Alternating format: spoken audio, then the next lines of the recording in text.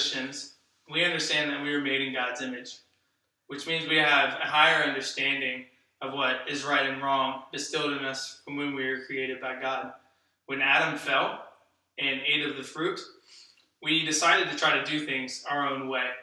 We decided that we wanted to figure out our own ways of pleasure and do what makes us feel good by ourselves instead of doing what God had originally intended for us, which was His goodness. In recent years, Columbus, Ohio, has seen a large increase in heroin addiction. The best way to attack this problem is to identify what heroin is, how it's affected the city, and to start viewing the users as patients, not as criminals.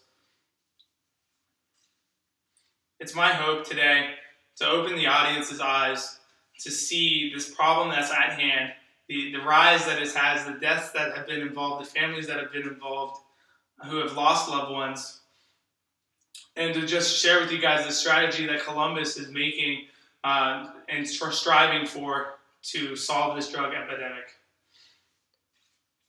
In order to do this, in order to inform the audience, first we need to discuss what heroin is. And according to WebMD, heroin is grown typically in South America, Mexico, some parts of Asia. It's from an opium plant and then processed and shipped, typically illegally, through different drug cartels.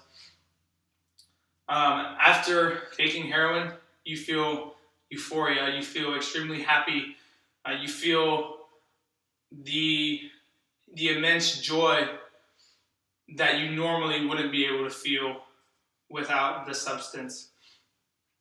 Now that we've outlined what heroin is, let's move on to how it's affected Columbus.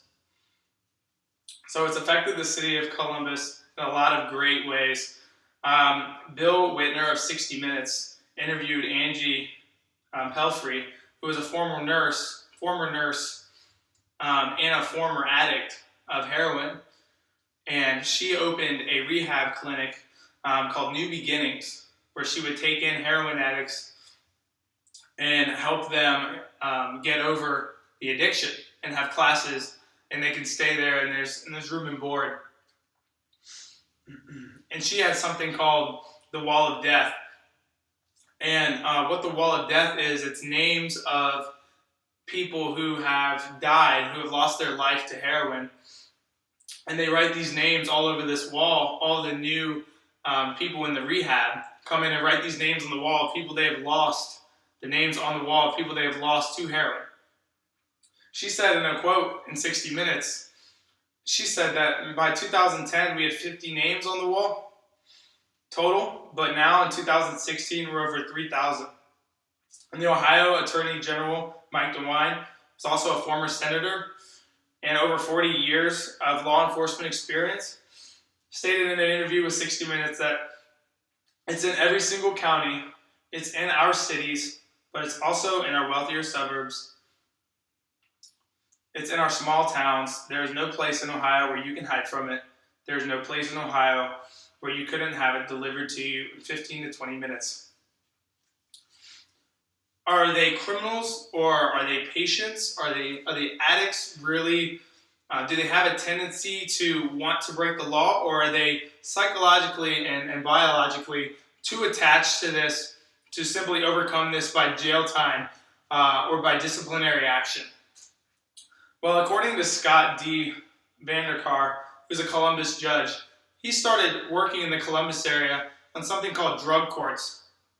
Now, what a drug court is when you get convicted of heroin,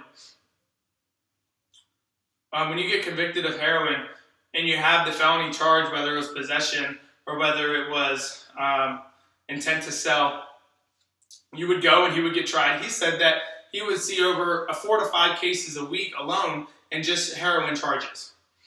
So what he decided to do was do these drug courts. And the drug court is when you would get convicted, you would come in with everybody else. You would get drug tested every week. And if you had perfect attendance and you would attend the class for over 2 years, then you would be able to have your charges released from your record. And then you can essentially be free of that mark that you had, that you used heroin, you were convicted of heroin. You can have that would be dispersed, and the Ohio Attorney General is behind this. He's seen over 250 patients come in that were heroin addicts that are no longer heroin addicts through his philosophy of the drug court and what they're doing in Columbus for that. One of the patients he had is now a student at Ohio State Medical Center because she had a new opportunity to turn her life around instead of going to a prison cell and spending her 7-8 years in there and then coming back out and potentially using heroin again. Another local Columbus, Ohio sheriff said over 80% of users in jail, when they get drug tested, have drug test results of heroin in their system in prison, meaning it's getting into the prisons anyway. So the issue isn't necessarily, okay, you broke the law and then we're going to put you in prison, because the drugs are even in the prison. So in conclusion, we need to be the hands and feet of Jesus. We need to love these people, and we need to keep pushing and praying for our city. We need to keep pushing for the drug courts, that they will be more prevalent.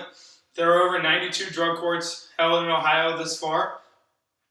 And since God values human life and our bodies are the temple of the Holy Spirit, according to 1 Corinthians, we need to bring this to a close with the drug epidemic.